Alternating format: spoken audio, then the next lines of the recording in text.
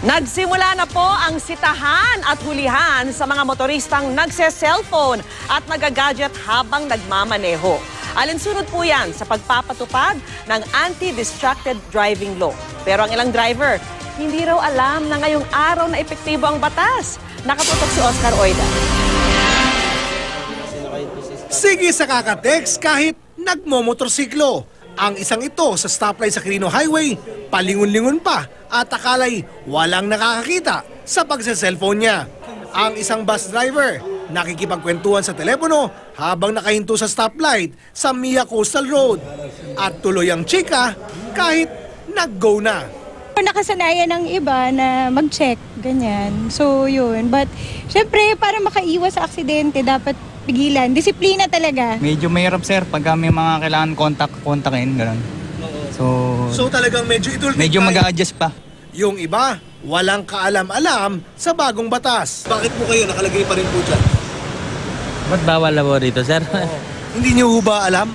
Hindi pa, sir. Ngayon lang. Nakakalito pa. Hindi pa namin alam kung ano pa yung mga bawal. Tanghali pa lang, umabot na sa mahigit 50 ang naitatala ng MMDA na paglabag sa Anti-Distracted Driving Act. May karampatang multa laban sa mga lalabag.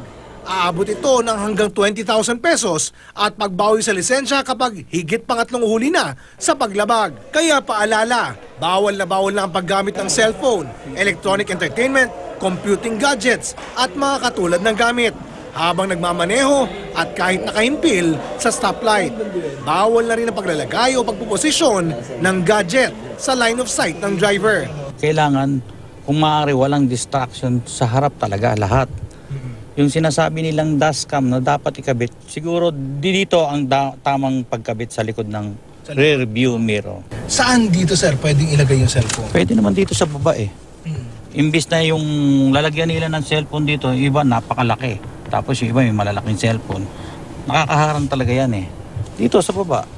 At kung kailangan gumamit ng cellphone, dapat tumabi muna. Huwag nilang gamitin habang nagmamaneho sila. Pati nga signages sa windshield ng pampasaherong jeep, sinita. Nakaka-distract din niya sa pagmamaneho mo.